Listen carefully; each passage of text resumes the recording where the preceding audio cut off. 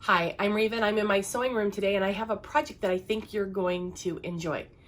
First of all, I'd like to thank you and for the wonderful outpouring of support for those in our sewing community that have created surgical masks for our healthcare professionals. We know that the need is great, and it has come to our attention that there is something else that they need, and that is the scrub cap, that they need more of those as well. So since you've been enjoying making the masks, we're confident that you're going to like making the scrub caps as well. Now, a scrub cap, there isn't just one pattern for that or one style. There's tons of different ones, and apparently some are more comfortable than others, and if you have long hair or short hair, that might make a difference too. So our manager's daughter, in conjunction with her parents, have found one that seems to be very comfortable for a multitude of people and can accommodate long and short hair. So we have the pattern here in with the video. So on this page you can find the instructions and the pattern. And why don't we make one? This scrub cap is actually pretty easy to use. It doesn't take a lot of materials, but what we are going to need is a piece of fabric that is 16 inches at least by the width of fabric. So what that means is we're going to want to have the selvage and the fold, so we have the full width of fabric and at least 16 inches. And you'll notice here I've got a little piece missing out of mine, but that's okay because the main body will be here. So I'll actually have quite a bit left over because this piece is much larger than that. Then we'll also need a 2.5 inch long piece of 1/4 inch elastic, or if it's a little bit wider, that's fine. It could be 3/4 or whatever works there. An inch might be a little bit too big, so the preferred would be a 1/4 inch elastic. And then we also have the pattern, and you'll find the pattern linked into the site that this video is on. And the pattern is a PDF, and you're just going to print this. Now when you print it, you're going to want to make sure that you print at regular size. So when you bring up the print option, look for that because it will probably default to the words fit to page, which will skew the size slightly. And on the second page, there is a little square here that gives us a 2 by 2 square to do our measuring. And all you want to do is just grab your ruler and make sure that that measures out at the 2 inches, so that way you know for sure that the sizing is all correct. So this actually is a 2-piece pattern, and it looks like far more, doesn't it? But I want to show you how to put this pattern together once you've printed it. Okay, so we have a piece 1A and 1B, and then 2A and 2B. We're going to start with the 1 for right now. 1A and 1B actually go together to make piece number 1. I don't need the 2B piece right now, so I'm just gonna quick get rid of that and put it over with my piece number 2 and ready to go. Now what we're going to want to do is tape these two together so this dotted and dashed line meet up and these triangles come together to make a diamond. So the easiest way that I have found is to take one of the pieces, and I usually do this to my secondary piece, not my main piece, and I'm going to trim right along that line. So I'm going to take my ruler and I'm going to get it right on that dashed dotted line, and it's perpendicular to one of my grain lines here, and then just cut that right there. Now what I'm going to do is bring this over, align the bottom line, the diamond, the top line, and my horizontal line. I've got it tipped just a slightly bit. There we go. So now it matches up, and I can take my tape and just tape it down. And now we have one pattern piece. And I'm going to cut out this whole piece here. And again, just to make life easier, I'm using a rotary cutter and a ruler on the straight lines. And I'm going to rotate this and do the same thing on this side. So it's very, very easy to get cut out. And then let me slide, well, I went, boy, see what happens when you don't pay attention, you go crooked. Okay, then I'm gonna slide this down so I can reach the rest of it. And I'll usually, when I'm in a position like this where I've made a partial cut and I need to cut some more, of course it's easy because you can see the line here, but just as a tip for rotary cutting, I usually will overlap a little bit where I've done before and then line it up with the new end I want to go to. So if you're cutting fabric and you're just using the markings on your mat, that can be very, very helpful. All right, so get rid of that. And we'll do the same on this side. That little paper out of there. Guess I should trim that off and make it look pretty, right? Make it look pretty.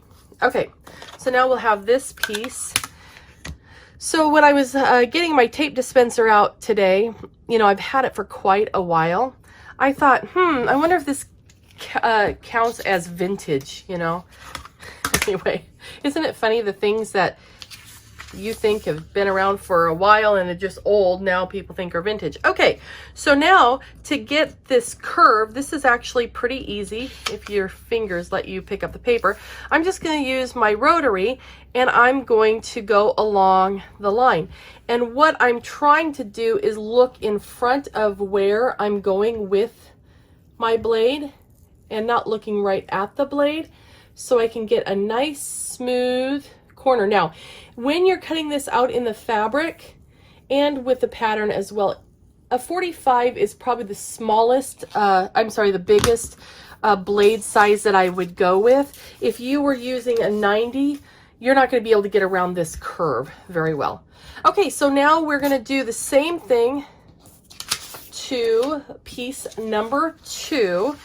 So I have my main body piece for that, and this is the top of the cap.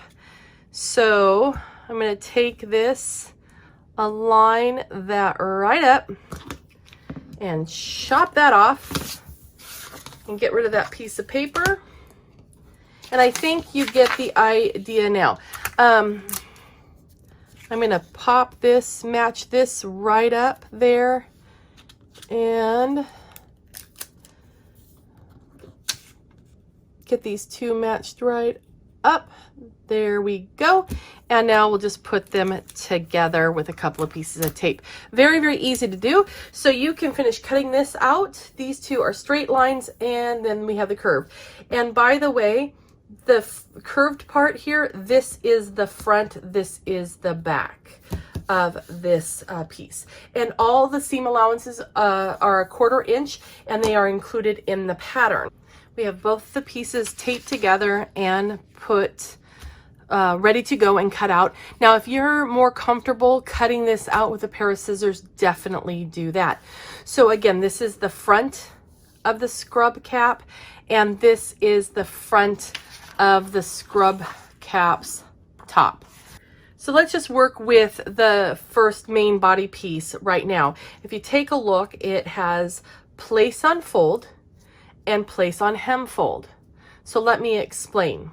Right now the fabric is folded selvage to selvage, and we have this fold right here, kind of like the way it comes off the bolt. Okay, so our fabric is folded edge is going to come right up to the pattern here. But then we have a hem fold because the fabric is actually going to have a 3-inch hem in it, and it's going to be stitched down. And what this does is gets any of the unneeded seams and casings or anything like that away from the forehead on someone who's wearing it. So this is more comfortable because it's a smooth band. So what I have done in order to make allowance for that casing is I have folded up more than a 3-inch piece here. So what I thought I would do is cut the fabric first, and then I can trim this to that 3-inch. Okay, so I've actually turned that up and pressed it, and so this will now go right into this corner. So we have the original fold of the selvage to selvage fabric, then a turn up of at least 3 inches all the way across. And of course you can trim this prior to laying out the pattern if you want to, but I did give it a nice press so it would hold that shape, and I pressed it with the iron. So now I'm just going to put this right along those two folds and just put pins in. Now I'm going to rotary cut this, so I only need enough pins in this to hold it down for me. And in fact, I only need to put them where there is a shape change or something like that that might affect how I'm able to cut it. Now I'm going to use my rotary cutter. Now you notice this is a different rotary cutter than this one. I love using the Quilter Select cutter. It has a nice weight to it. It's left or right-handed, which I tend to use both. So that's nice. I don't have to switch it around. And so this is my preferred rotary cutter. This is an old one that I only now use when I'm doing paper or crafting. So I'm going to put that away right now because I'm done with it. And I'm going to go and start cutting out my fabric. Now, remember the seam allowances are all built in, so I'm just going to cut right on the line. There's no need to make any allowance for any type of seams. And now I'm not going to, actually, let me move this pin. It's kind of in my way. I am not going to run the ruler against the blade now, but I can use it to hold the fabric down for me, and just so I have a nice spot to put my hands, and I don't have to worry about having my fingers anywhere near what we're working on. Now you only need to cut out one piece of each of these. So only one main body piece and one top piece for the cap, which is this one, and we'll do that in a minute. So now I want to go back, and I've got it still pinned. Let me get him out of the way. I've got him still pinned, so I'm going to open this up, open up my fold, and I'm going to place this right next to it because this happens to be a 3-inch ruler. If I had a longer than 3-inch ruler, I could use that as well. So now I can just do this, and remember how I said I like to pay attention to where I've already trimmed. Let me shift it down a little bit so you can see. So what I actually do when I'm doing something like this and I'm going to shift the ruler, I'll shift the ruler and I'll come back here where I know I've already cut and it's straight and continue on. And then we don't have to worry about that piece because that's where it meets up with that piece. So we now have our pieces, that piece perfectly cut out. So now let's do the crown or the top of the cap. So this piece is a place on fold along this long edge because it's going to make kind of an oval shape. Doesn't take a lot of fabric, but I'm just going to find a piece on here. Let's see, is this wide enough? Woot, woot, that is. Okay, so here's some of my fabric. And you notice I just flipped it over, and that was because I knew this piece was bigger and I needed to be able to see where I could place my fabric piece. All right, so I've got that laid down there, and now I'm just going to put this right on that folded edge, and definitely going to put a few pins, just a couple. Again, I'm not going to pin a lot. I just need to hold it in place. Another thing that I like to do when I'm working with a rotary cutter is I like to use pattern weights, especially with paper that's heavy like this, because that will just hold it in place and I don't have to pin. And that pin is, again, it's the same pin too. Can you believe that? The same pin gets in my way again. All right. So now it's not in the way of the ruler. The reason I moved that pin, if it wasn't obvious to you, is I moved it because I couldn't lay the ruler flat. Okay, so get that out of the way, and I'm just going to come over here and just make a quick chop and get that out of the way. All right, so now we can start trimming this guy up. So Very easy, but again, sometimes it's easier if you look out in front of the blade to go around. And if you're far more comfortable using a pair of scissors, then please do so. You probably will want to add a couple more pins because you're handling it more. But there we go. So now we have our cap top. I'm going to take this off so you can see what it looks like when it's all done here. Got that piece. And then we have our body piece. And this guy is actually pretty long because remember, it goes almost selvage to selvage. So there's our hem and there's our piece. So it's only these two pieces, and now we're ready to sew them together. In constructing this cap, there's a couple of different seam finishes that you can do, and I wanted to go over that real quick. Now, what you're seeing right here is fabric that is folded wrong sides together. I'm doing that only so you can see the thread, because as you know, on a printed fabric, the background is much lighter and sometimes harder to see. So one way to finish this off is by using a serged seam. It's very fast and very easy to use your serger. If you have one, I suggest you use it. It will trim any extra fabric that you don't need, which in this case, really, we don't need to trim anything because we have just the 1/4 inch seam allowance, and our little serger seam is pretty much a 1/4 inch there. And but it stitches and it clean finishes all at the same time. On this piece, I want to show you how the seam finish is created.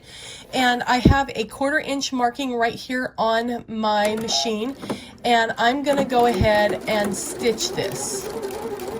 Now, what I will probably do when I'm making the reel, doing the reel construction, just to maintain that 1/4 inch seam allowance, I'm probably going to just put on my 1/4 inch foot.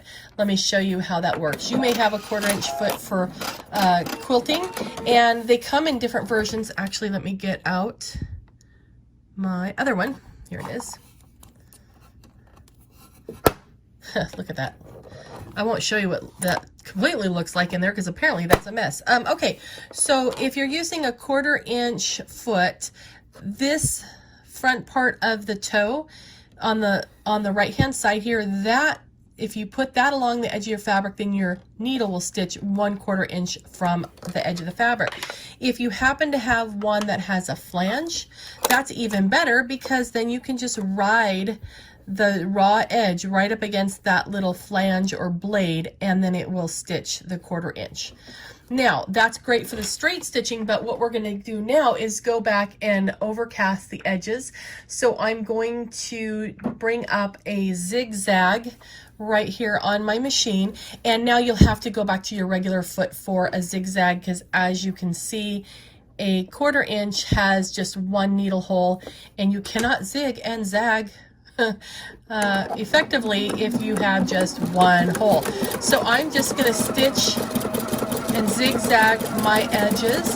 Now, if you do have a serger but you don't feel comfortable doing the entire project on a serger, you can always go back and do your straight stitch on the machine and then go back and serge the outer edge if you want to do that. So there's lots of different ways. So that's how I'm going to get this clean finish on here. So serger and sewing machine with a zigzag. Very important to do, because as these get washed, which they should get washed quite a bit, you will want to make sure that it does not, the fabric does not ravel. Now, speaking of washing, pre-wash your fabric, because you don't need these to shrink after you've made them and then they not fit. So you'll want to pre-wash your fabric, and as this, and if you've made masks, before you deliver them, go ahead and throw them in the washer and the dryer, and then put them in a nice clean bag to take and deliver. And please, no fragrant, extra fragrant stuff, no fabric softeners, no bounce sheets, nothing like that. The first piece that we're going to work with is the cap top. So the top part of the cap. So there's the rounded end over here, and the flat end, which is the back, and this is where we need to put our elastic. So for the 1/4 inch piece of elastic, which is 2.5 inches in length, you're going to fold this up and press it, then fold it up again, and you want to have it about 3/8 to 1/2 inch right here, probably 3/8 is fine, and press that, and just make sure that the casing is wide enough to thread that 1/4 inch elastic through. Now, I don't have 1/4 inch, and I think maybe some of you are in the same boat with me, don't necessarily have the 1/4 inch elastic, so I have a piece of 1/2 inch elastic here, and what I'm going to do is mark my measurement, because I'm going to stitch this on a little bit differently. Now, there's the start of my elastic, and of where I'm going to match the edge of the cap piece. I pulled this and stretched it, and I cannot make 2.5 inches go this whole piece, so I'm actually going to use 3 inches. And what I want to do is at halfway, the 1.5 inches, I'm going to mark that, and where the fold is on my fabric from the pattern piece being cut on the fold, I'm going to match that right there. Then I'm going to be able to pull that piece out and get pretty doggone close to the end. So what I'm going to do to start this out is I have this on a zigzag stitch, and I'm just going to go ahead and stitch that down and start with my needle in the fabric, and I'm going to give this a nice little tug and straighten that out, and now I'm going to just stitch right along that edge there. All right, so as I stitch, I'm securing it, covering the edge,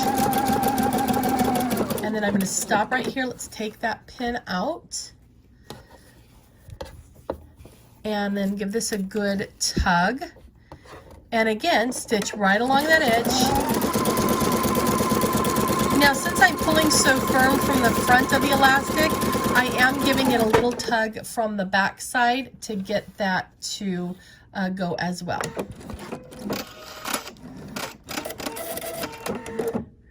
Now we're going to tack down our elastic, and I do like to use a triple zigzag for that, so I'm going to flip this over here and give it a tug again so it lays flat, and then just stitch. This time I'm stitching more to the left side of that elastic, so that way it anchors. Can you see how that's going to the edge? That way it's going to be a smooth. I'm not going to have a lump or a bump there. So I'm just going to give this some more stitch.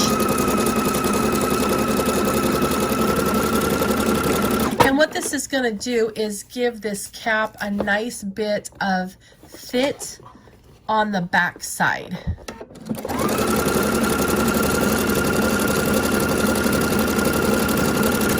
And all of our raw edges will be encased. All right. So now I have the nice little neat casing.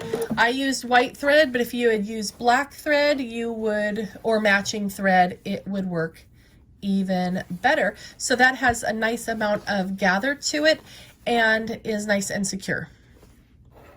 Okay, now we're going to work with the long piece, which is the side piece, and I have taken it to the iron, and the long straight edge, which is it'll be in the hem, I've pressed that under 1/4 inch, and so when that's flipped up, it will get stitched down up here. But before we stitch that down, we're going to take this and turn it right sides together, matching the corners right there.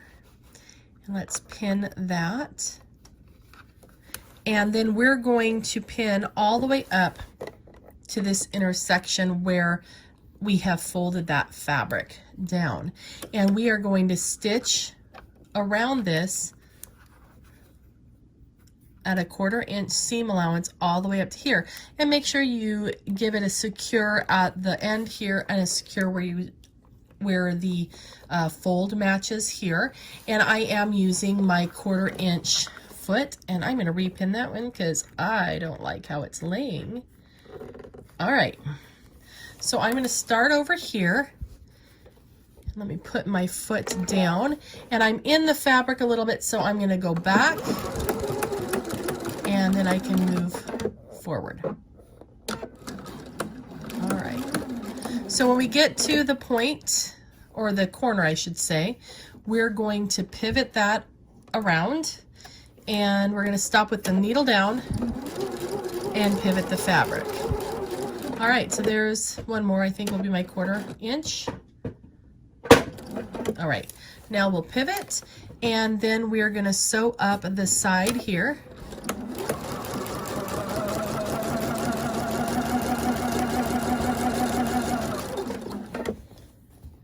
And again, we're going to stop when we get to this point. Let me get that pin out of the way. And we're going to stop right there at the intersection of the fold. And I'm going to give it a nice back tack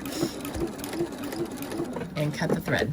All right, so now we're going to repeat that with the other side as well. And the only part that's stitched is from here to here. So now we want to stitch the cap side with the cap top.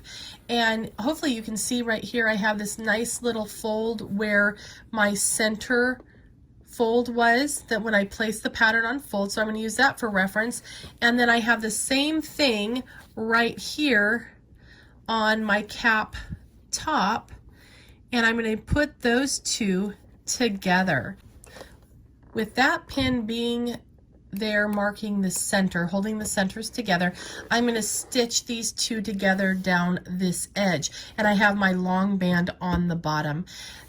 You can pin this if you want to, but I'm just going to go ahead and put my foot down right there at the center, and I'm going to stitch a little bit, take my pin out, stitch a little bit forward, a little bit backward, and now I'm working with my needle down so that way I can align my edges. And I'm going to hold one here and one here. And you notice I got my 1/4 inch foot on with that right flange, so I'm just going to keep the edge of the seam right up along that. Now I'm getting to a spot where they're no longer starting to match, so I'm going to scooch over the top piece just a little bit.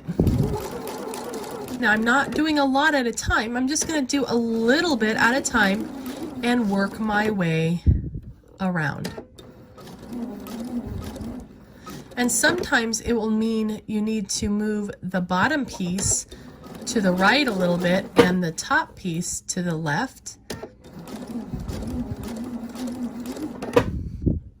And just keep working your way around.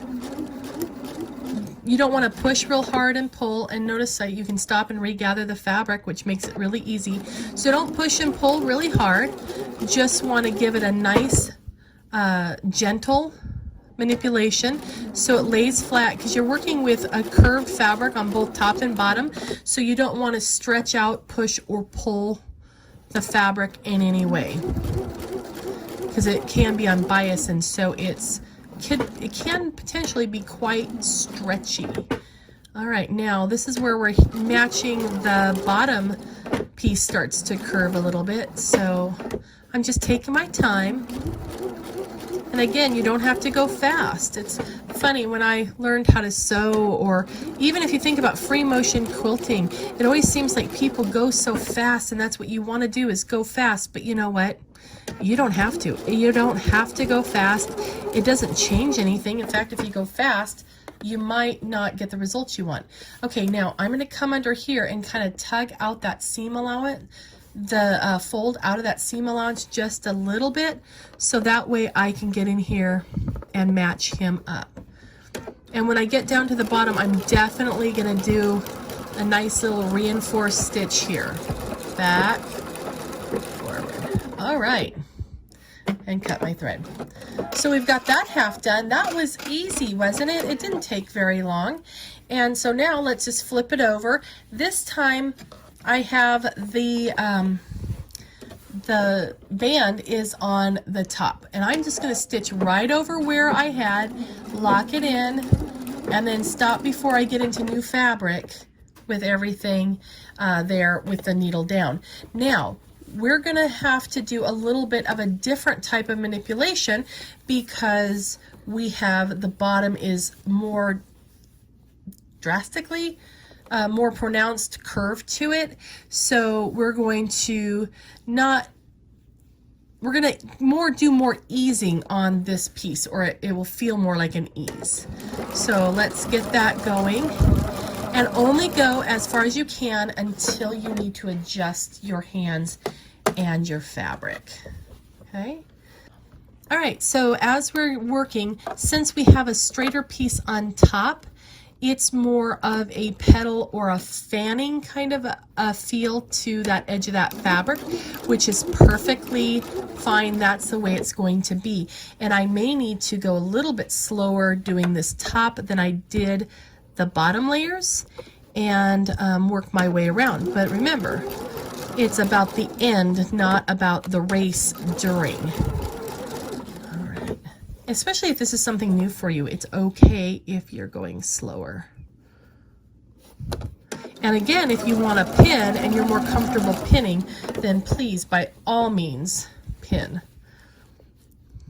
All right, we're almost done. Now we're to the part where the cap top piece flattens out a bit and our side piece starts to curve.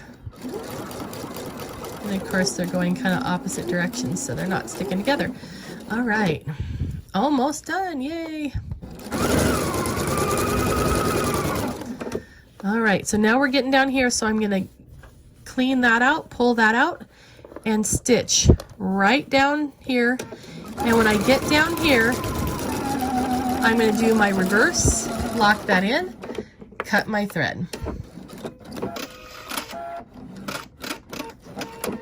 Now I'm going to go back and zigzag this edge, just like I showed you before, to give a nice clean finish. Make sure you put on the right foot, but then we're going to have a nice clean finish here. To finish this edge, you can use your serger, or like I had said at the beginning, I'm going to be using just the zigzag stitch to encapsulate that raw edge and clean it up.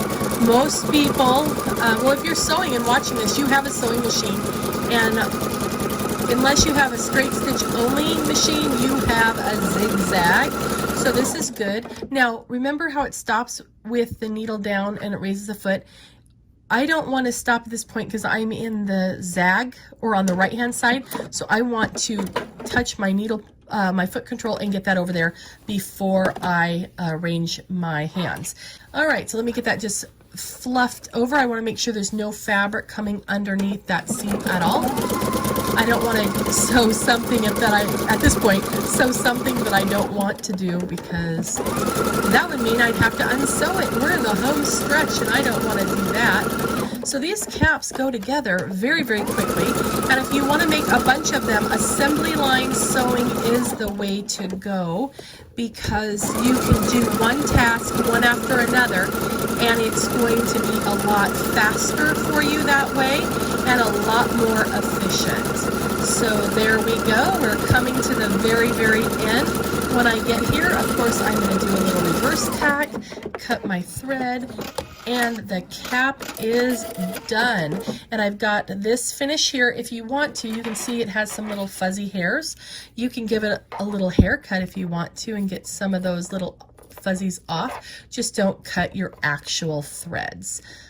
One last little thing that I want to do is I'm going to come back here and I'm going to tuck in that edge of the elastic, and I'm going to come in and I want to just stitch that down with my right along the very edge of the fold, so that way that elastic stays controlled in there. We don't have a weird end flopping about.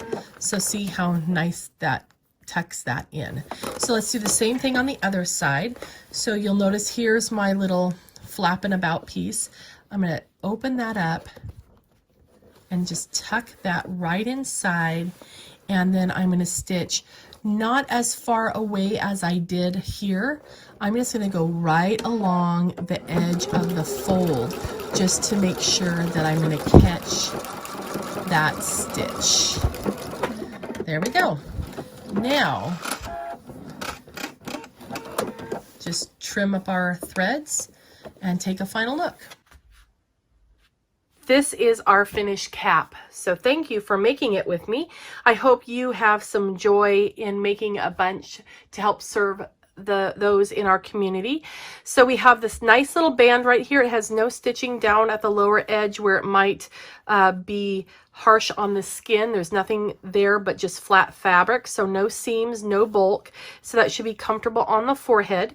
It has a nice amount of space up in here, so even if someone has no hair at all, or if they have the hair up in a bun, this has space to accommodate that. And we have our little ties in the back here. And you'll notice that the elastic helps nip in this extra fabric.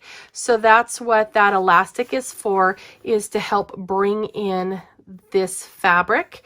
And very easy to use. You just tie it as tight or as loose as the wearer feels comfortable.